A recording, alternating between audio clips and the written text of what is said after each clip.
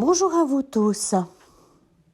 J'ai envie de vous partager que la période est houleuse. Étonnant comme l'énergie actuelle, l'énergie terrestre, bouge dans tous les sens. La terre soupire, relâche, ouvre, nettoie, dégage, n'en peut plus, se calme et le cosmos amène des flares solaires, des photons lumière, des codes d'activation, etc., etc.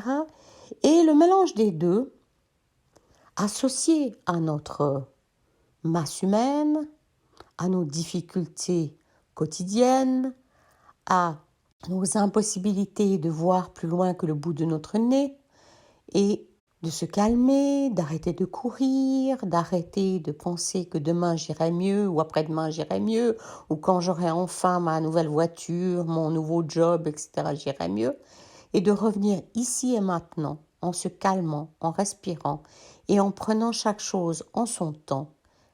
Les choses pourraient être un tout petit peu plus légères. Maintenant, la période est houleuse, sachez-le. Ne vous lamentez pas. Modifiez ce que vous pouvez modifier. Et pour le reste, traversez. Sortez la grand voile. Mettez le vent en poupe. Avancez doucement. Mettez-vous en mode tranquille. Et peut-être, et je dis bien peut-être, avec un sourire au coin des lèvres, les choses seront plus simples. Simple? Non, je ne peux pas vous dire que la période est simple. Cette année 2022 est une année étonnante. Nous sommes en juin et l'énergie continue à augmenter, à être propulsée, à changer tout le temps. En haut, en bas, en bas, en haut, en haut, en bas et j'en passe. Nous avons aussi eu les grandes chaleurs. Et maintenant, le froid de retour. Nous ne savons plus à quel saint nous vouer. Et non, arrêtez de nous vouer à des saints. Et revenons à l'interne. Prenons du temps de respire, du temps d'observation, du temps de changement. Mais faites des petits changements.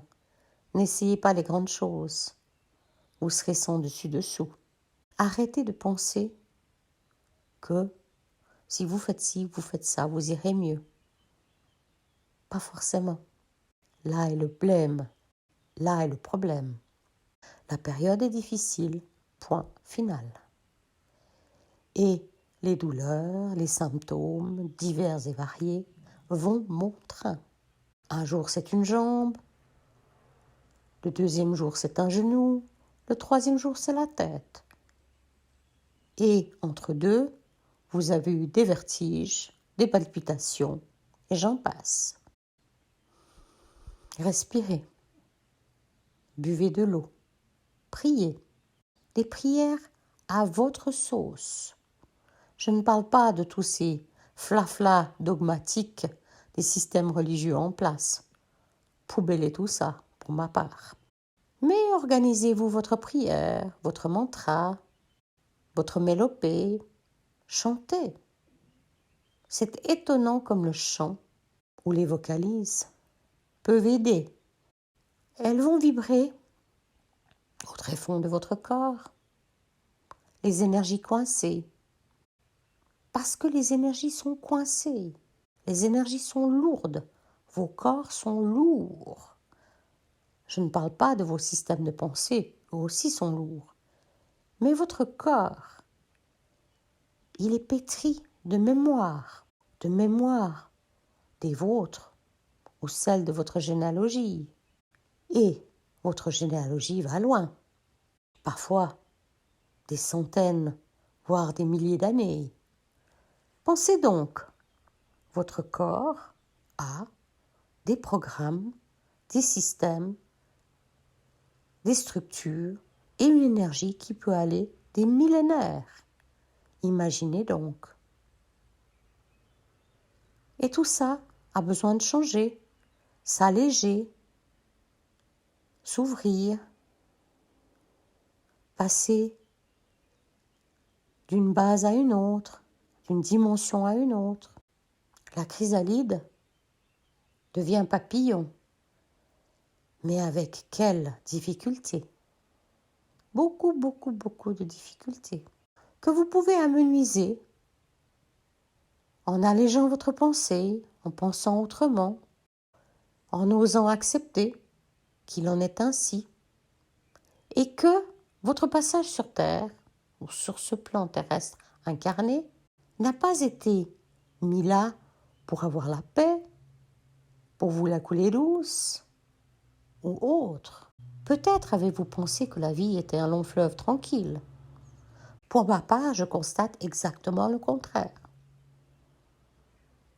Ma vie est colorée, étonnante, angoissante par moments, remplie d'informations dont je ne sais que faire, et beaucoup, beaucoup d'informations obsolètes, qui n'ont plus d'utilité aujourd'hui, mais qui sont là, et qui ont besoin d'être quittancées, libérées. Et, bien entendu, comme vous êtes un habitant de cette planète, vous raisonnez avec la planète. Et quand la planète s'essouffle, s'épuise, respire fort, crie ou pleure, qu'est-ce que vous sentez, vous aussi? Vous êtes en résonance avec la planète. Vous ne pouvez pas faire autrement. Ça n'est pas possible autrement. Vous êtes un habitant de cette terre. Quand une masse de population est malmenée, vous sentez ce malmenage de manière plus ou moins intense, plus ou moins difficile. Pensez à envoyer des ressources à ces populations en difficulté, à vous-même, à la terre. Pensez que vous n'êtes pas seul et que certains sentent des choses plus que d'autres. Quand vous avez beaucoup, beaucoup, beaucoup de sensibilité, une arme à double tranchant, bien entendu, vous allez sentir, mais parfois être envahi par les sentis, et votre système mental va commencer à faire des films. Et c'est ci, et c'est ça, et c'est machin, et c'est trucs.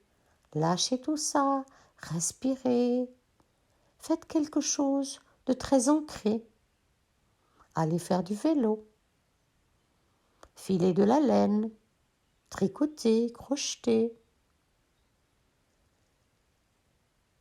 un peu de yoga, du tai chi ou autre mouvement. Souvenez-vous qu'il n'y a pas de panacée. Quelque chose marche aujourd'hui et ne marchera pas demain. Ne vous en lamentez pas. Et si vos nuits sont terribles, acceptez que vos nuits sont terribles. Et attention, attention, ne vous remplissez pas de substances avec l'espoir de changer les données. Et que nenni, les données ne seront pas changées par les substances. Mangez correctement, augmentez votre quantité de vitamines, élaborez d'autres choses qui vous feront du bien et partagez. Je vous encourage de partager, entraidez-vous, demandez ce qui se passe. Vous avez des guérisseurs, vous avez des naturopathes, vous avez d'autres êtres en chemin. Peut-être ont-ils une vision pour vous aider, une réponse ou des réponses, ou simplement de tendre la main. Faire le chemin à plusieurs, quand c'est difficile, c'est encourageant. Allez, encouragez-vous un jour à la fois et sachez que vous avez accepté d'être ici sur le plan terrestre en cette période étonnante. À bientôt et à bon entendeur.